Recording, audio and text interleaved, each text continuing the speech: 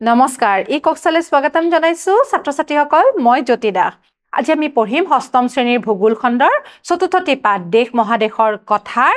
6 number অংশটি এটো অংশত আমি জাপানৰ জনবসতি আৰু সমাজ ব্যৱস্থাৰ বিষয়ে আলোচনা কৰিব ওলাইছো আহাসুন পাঠৰ মাজলৈ যাও জনবসতি বুলি ক'লে জাপানৰ জনবসতি বহুত ঘন হয় ঠিক আছে ইয়াতে বহুত জনসংখ্যা আছে গতিকে জনসংখ্যা প্ৰায় কিমান আছে 125 নিযুত লোক আছে 2023 ৰ ফেব্ৰুৱাৰীৰ লোকপিয়ল মতে গম পোৱা হৈছে যে তাতে 125 নিযুত লোক আছে কিন্তু 100 বছৰ পূৰ্বে দেশখনৰ জনসংখ্যা কিমান আছিল 56 নিযুতহে আছিল গতিকে জনসংখ্যা জাপানত বৃদ্ধি হৈ গৈ আছে ঠিক আছে জনবসতি তাতে বহুত বেছি আছে আৰু এয়া ঘন হয় ইয়াতে কেনেকুৱা মানুহ আছে কুমান বয়সৰ মানুহবিলাক আমি জাপানত দেখা পাইছো ইয়াৰে শতাংশ হিচাপত দেখা হৈছে 29% মানুহ কি হয় কিমান বয়সৰ মানুহ দেখা গৈছে 65 বছৰৰ অধিক ঠিক আছে 65 বছৰ বা তাতকে অধিক মানুহ 29% মানুহ তাতে বসবাস কৰি আছে আকৌ 12% 14 বছৰৰ তলৰ বা 14 বছৰৰ বয়সৰ ল'ৰা ছোৱালী আছে তাৰমানে এখিনি হৈছে শিশু ঠিক আছে 12% আকৌ যিখিনি প্ৰাপ্তবয়স্ক হয় ঠিক আছে এই প্ৰাপ্তবয়স্ক আছে 59 পৰা 15 ৰ পৰা 64 বছৰৰ ভিতৰত গতিকে এইখিনি হৈছে এই 125 নিযুত লোকৰ সমাহাৰ ঠিক আছে কিমান পাৰ্চেন্টৰ মানুহ কিমান বয়সৰ মানুহ 125 নিযুত লোকত আছে এয়া ইয়াতে ধুনিয়াকৈ দেখুৱা হৈছে 90% জনসংখ্যা চহৰত বাস কৰে তাৰ মানে কি কৈছে মাত্ৰ 10% মানুহে গাঁৱত বাস কৰে আসলতে জাপানখন এখন উন্নয়নশীল দেশ হয় ঠিক আছে উন্নত দেশ হয় তাতে সকলোবোৰ ঠাই চহৰৰ ঠাই হয় মাত্ৰ 10% মানুহে গাঁৱত বাস কৰে আৰু কাৰণ তাতে জনবসতি এটো কাৰণেই ঘন তাতে উদ্যোগ বেছিকে স্থাপন কৰা হৈছে কিন্তু খেতিবাতিৰ কাৰণে তাতে মাটি বেছি নাই সব পাহাৰুৱা ভূমি হয় সেই কাৰণে তাতে বেছিভাগ মানুহে চহৰত বাস কৰা বুলি কোৱা হৈছে ঠিক আছে জাপানৰ সাক্ষৰতা হাৰ 99% তাৰ মানে 99% মানুহে মাত্ৰ 1% মানুহে তাৰে পঢ়া শুনা নাজানে মাত্ৰ মানে 99% মানুহে যদি শিক্ষিত হয় তেনেহলে সেই মানুহবিলাক মানৱ সম্পদ হবৰ কাৰণে কিমান ভাল হ'ব গতিকে জাপানৰ বেছিভাগ মানুহে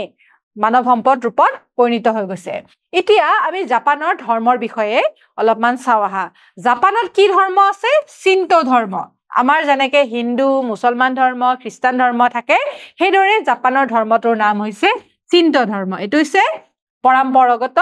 ধৰ্ম ঠিক আছে এই ধৰ্ম প্ৰায় 80% মানুহে মানে গতিকে কিমান শতাংশ মানুহে শিন্তো ধৰ্ম পালন কৰে 80% মানুহে পালন কৰে বাকি যিখিনি মানুহ আছে সেইখিনি মানুহে বৌদ্ধ ধৰ্ম দ্বিতীয় প্ৰধান ধৰ্ম বুলি মানে আনহাতে কিছু মানে একেবাৰে কম সংখ্যক মানুহে খ্ৰীষ্টান ধৰ্ম মানে গতিকে জাপানত তিনি ধৰণৰ ধৰ্ম পালন কৰা মানুহ লোক দেখা পোৱা যায় এটা হৈছে শিন্তো যেটো বেছিভাগ মানুহে পালন কৰে তাৰ পিছত হৈছে বৌদ্ধ ধৰ্ম তাৰ পিছত একেবাৰে নগণ্য মানুহে খ্ৰীষ্টান ধৰ্ম পালন কৰে বুজি পালা তোমালোকে আমি ইয়াতে কি পইণ্টস বুজি পালো যে 90% জনসংখ্যা চহৰত বসবাস কৰে তাৰ পিছত জাপানৰ সাক্ষৰতা হাৰ অতি বেছি মানে মাত্ৰ 1% মানুহে পঢ়া শুনা নাজানে 99% মানুহে পঢ়া শুনা কৰিব জানে শিক্ষিত হয় শিন্তো হৈছে জাপানৰ পৰম্পৰাগত ধৰ্ম বৌদ্ধ ধৰ্ম দ্বিতীয় প্ৰধান ধৰ্ম আৰু কিছু সংখ্যক লোকে কি পালন কৰে খ্ৰীষ্টান ধৰ্ম পালন কৰে হ'ব ইয়াৰে এটা মন্দিৰ বা শিন্তো ধৰ্মৰ এটা মন্দিৰ তোমালোকে চিত্ৰত দেখা পাইছা ঠিক আছে গ্ৰাম্য অঞ্চলত ইনাকা বুলি কোৱা হয় গতিকে যিখিনি গাঁও বুলি কয় সেই গাঁও কি বুলি কয় ইনকা বা ইনাকা বুলি কোৱা হয় যিয়ে পৰম্পৰাগত জীৱন ধাৰণৰ পদ্ধতিৰে প্ৰতিফলন ঘটায় আমি তোমালোকক কৈছিলোই যে মাত্ৰ গ্ৰাম্য অঞ্চলৰ ইনাকা বুলি কোৱা হয় আমি যে গাঁও বুলি কলো গাঁওখনক কি বুলি কয় ইনাকা বুলি কোৱা হয় তাতে পৰম্পৰাগত জীৱন ধাৰণৰ পদ্ধতিৰ প্ৰতিফলন ঘটে মাত্ৰ 10% মানুহে গাঁৱত বসবাস কৰে সেই 10% মানুহৰ গাঁওখনক কি বুলি কয় ইনাকা বুলি কোৱা হয় গাঁওবোৰৰ খেতি বাতি আৰু ঘৰ দুৱাৰ কিছু বৈশিষ্ট্য আছে এই গাঁওবিলাকৰ যিবিলাক খেতি বাতি আছে আমি জানো পাহাৰীয়া উচ্চভূমি আছে গতিকে তাৰে কিছুমান বৈশিষ্ট্য আমি জাপানত দেখিবলৈ পোৱা যায় আৰু তাৰে যিবিলাক ঘৰ আছে সেইবিলাকো অলপ বেলেগ ধৰণৰ হয় চহৰতকৈ বেলেগ ধৰণৰ হয় জাপানী মানুহে কঠোৰ পৰিশ্ৰমী আৰু দক্ষ বুলি কোৱা হয়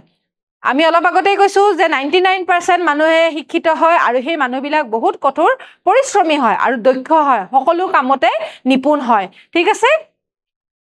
এতিয়া আমি জাপানৰ উদ্যোগৰ বিষয়ে আলোচনা কৰিম জাপানখন উদ্যোগৰ ক্ষেত্ৰত বহুত আগবঢ়া হয় উন্নত এখন দেশ হয় তাতে যেহেতু খেতি-বাতিৰ কাৰণে ঠাই নাই তাতে মানুহে কি কৰিছে উদ্যোগ স্থাপন কৰিছে যাতে মানুহবিলাক মানৱ সম্পদ হিচাপে পৰিগণিত হয় আৰু বিভিন্ন উদ্যোগৰ জৰিয়তে নিজৰ জীৱন নিৰ্বাহ কৰিব পাৰে কাৰণ কৃষিৰ ওপৰত তেওঁলোক ডিপেন্ডেন্ট হ'ব নোৱাৰে তেওঁলোকে ক'ত ডিপেন্ডেন্ট হ'ব লাগিব তেওঁলোকে ডিপেন্ডেন্ট হ'ব লাগিব ক'ত উদ্যোগৰ ওপৰত বা ব্যৱসায় বাণিজ্যৰ ওপৰত ঠিক আছে উদ্যোগ বাণিজ্য আৰু বাণিজ্যৰ ক্ষেত্ৰত জাপান এখন উন্নত দেশ হয় গতিকে বাণিজ্যৰ ক্ষেত্ৰত আৰু উদ্যোগৰ ক্ষেত্ৰত জাপানখন এখন উন্নত দেশ হয় ঠিক আছে খেতি-বাতিৰ ক্ষেত্ৰত নহয় কিন্তু উদ্যোগ আৰু বাণিজ্যৰ ক্ষেত্ৰত জাপানখন এখন উন্নত দেশ হয় অৰ্থনীতি উদ্যোগৰ ওপৰত বহু পৰিমাণৰ নিৰ্ভৰশীল হয় গতিকে ছাত্ৰ-ছাত্ৰীসকল আমি যিদৰে জানো যে আমাৰ ভাৰতবৰ্ষখন কৃষিৰ ওপৰত নিৰ্ভৰশীল জাপানখন কিন্তু উদ্যোগৰ ওপৰতহে নিৰ্ভৰশীল হয় অৰ্থনীতি উদ্যোগৰ পৰাহে চলে ঠিক আছে মূল ঔদ্যোগিক অঞ্চলটো টকিঅৰ পৰা উত্তৰ কিয়োটোলৈকে প্ৰায় 1000 কিলোমিটাৰ দৈৰ্ঘ্যৰ হয় মানে 1000 কিলোমিটাৰ দৈৰ্ঘ্যৰে যিটো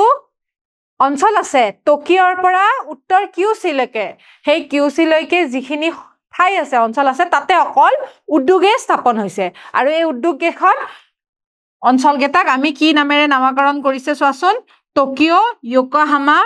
ওসাকা কোবে কিয়ট আৰু নাগায়া আৰু উত্তৰ কিয়োটো গতিকে এইকেইটা হৈছে প্ৰধান চাৰিটা অঞ্চল সেই চাৰিটা অঞ্চলত অকল উদ্যোগে আছে প্ৰায় 1000 কিলোমিটাৰ দৈৰ্ঘ্যৰ এটা অঞ্চল ঠিক আছে কিমান ডাঙৰ অঞ্চল হ'ব লাগিব হয়নে এই ডাঙৰ অঞ্চলটোতে গোটেই জাপানৰ অৰ্থনীতিটো নিৰ্ভৰশীল হৈ আছে ঠিক আছে মূল উদ্যোগ আছে কি উদ্যোগ আছে বাৰু লোহা আৰু তীখা জাহাজ বিমান মটৰ নিৰ্মাণ ৰাসায়নিক উদ্যোগ যন্ত্ৰপাতি নিৰ্মাণ আৰু বস্ত্ৰ গতিকে মূল উদ্যোগ বুলি ক'লে আমি এইকেইটা উদ্যোগৰ কথা গম পালো আৰু জাপান দেশখন যদি উদ্যোগৰ ক্ষেত্ৰত আগবঢ়া কিন্তু কি জানানে তাতে কেঁচামালৰ ক্ষেত্ৰত কিন্তু দেশখন চহকী নহয় অলপ আগতে তোমালোকক কৈছিলো যে জাপানখনত খেতি-বাতিৰ কাৰণে ঠাই নাই হয়নে সব পাহাৰুৱা অঞ্চল গতিকে তাতে কেঁচামালো তাতে উৎপন্ন নহয় তাৰো উপৰিও তাতে খনিজ সম্পদো বেছি নাই প্ৰাকৃতিক সম্পদো বেছি নাই গতিকে কি কৰে জানানে কেঁচামাল বিলাক অন্য দেশৰ পৰা কিনে হয়নে এই কিনি আনি আমদানি কৰি আনি পেলাই ইহঁতে বস্তুবিলাক বনাই কেঁচামালৰ পৰা ভালকে বস্তুবিলাক বনাই ইহঁতে তাৰ পিছত সেইবিলাক বস্তু ৰপ্তানি কৰে বিক্ৰী কৰে সেই বিক্ৰী কৰাৰ ফলত সেই উদ্যোগটো সেইদৰে চলি আছে ঠিক আছে গতিকে জাপানে নিজৰ মানৱ সম্পদ লগাই উদ্যোগবিলাক স্থাপন কৰিছে আৰু স্থাপন কৰাৰ ফলত এই যিমানবিলাক কেঁচামাল বাহিৰৰ পৰা আনি পেলাই নিজৰ মানৱ সম্পদৰ জৰিয়তে বিভিন্ন ধৰণৰ বস্তু নিৰ্মাণ কৰিছে আৰু বাহিৰলৈ ৰপ্তানি কৰি দেশখনৰ অৰ্থনীতি টনকিয়াল কৰিছে ঠিক আছে প্ৰয়োজনীয় কেঁচাভাগ আমদানি কৰিছে বেছিভাগ অন্য দেশৰ পৰা গতিকে ছাত্ৰ-ছাত্ৰীসকল এতিয়া আমি পাঠটোৰ কিছুমান পইণ্ট ভালদৰে পুনৰ আলোচনা কৰো আহা তোমালোকক কৈছিলো নহয় এছিয়া এখন মহাদেশ হয় হয়নে এছিয়া মহাদেশৰ জাপান হৈছে এখন উন্নত দেশ ঠিক আছে এখন হৈছে উন্নত হৈ গৈছে ঠিক আছে আমাৰখন কিন্তু এতিয়া ডেভেলপমেন্টাল ষ্টেজতে আছে আমাৰ ভাৰতবৰ্ষখন উন্নয়নশীল হৈহে আছে এতিয়ালৈকে উন্নত হৈ পৰা নাই জাপানখন উন্নত কিয় হৈছে কাৰণ ইয়াতে উদ্যোগ বহুত আছে আৰু মানৱ সম্পদ বিলাক গঢ় লৈ উঠিছে মানৱ সম্পদৰ জৰিয়তে জাপানখন বহুত আগশাৰী দেশলৈ পৰিণত হৈছে আৰু জাপানৰ আমি প্ৰাকৃতিক অৱস্থাৰ বিষয়ে আলোচনা কৰিলো যিবিলাকত আমি ভূ অৱয়ব জলবায়ু আৰু অৰণ্যৰ বিষয়ে আলোচনা কৰিছিলো তোমালোকৰ নিশ্চয় মনত আছে ভূ অৱয়ব বুলি কোৱাৰ লগে লগে পাহাৰীয়া অঞ্চলবিলাক আছিলে তাৰপিছত জলবায়ু কোৱাৰ লগে লগে জলবায়ু সেমেকা আছিলে কাৰণ সাগৰীয় অঞ্চলেৰে জাপানখন আগুৰি আছে আৰু অৰণ্য বহুত আছিলে কাৰণ পাহাৰীয়া অঞ্চলো বহুত আছে বনাঞ্চলো তাতে বহুত আছে তাতে সমভূমি কম আছে জাপানৰ ইতিহাস বুলি কোৱাৰ লগে লগে মেইজি যুগৰ কথা কৈছিলো মেইজি যুগ অহাৰ লগে লগে জাপানত বহুত পৰিৱৰ্তন হৈছিলে তেওঁলোকে আধুনিক যুগৰ নতুন চিন্তাধাৰা মেইজি যুগত অনা দেখা গৈছিলে প্ৰথমে মিলিটাৰী শাসন চলিছিলে সেই মিলিটাৰী শাসনৰ পিছত মেইজি যুগ আহিছিলে মেইজি যুগৰ পিছত কি হৈছিলে জাপানখন বহুত উন্নত দেশত পৰিণত হৈছে তাৰ পিছত জনসংখ্যা আৰু সমাজৰ বিষয়ে আমি আলোচনা কৰিলো জনসংখ্যা বহুত আছে 125 নিযুত জনসংখ্যা আছে ইয়াৰে সমাজ ব্যৱস্থা কৈছিলো হিন্দু ধৰ্ম পালন কৰে তাতে বৌদ্ধ ধৰ্মও পালন কৰে আৰু কিছু সংখ্যক লোকে কি কৰে খ্ৰীষ্টান ধৰ্ম পালন কৰে আৰু তাৰে 99% মানুহে শিক্ষিত হয় ঠিক আছে 90% মানুহে চহৰত বসবাস কৰে উদ্যোগৰ কথা পাতিছিলো উদ্যোগ মনত আছে নহয় তোমালোকৰ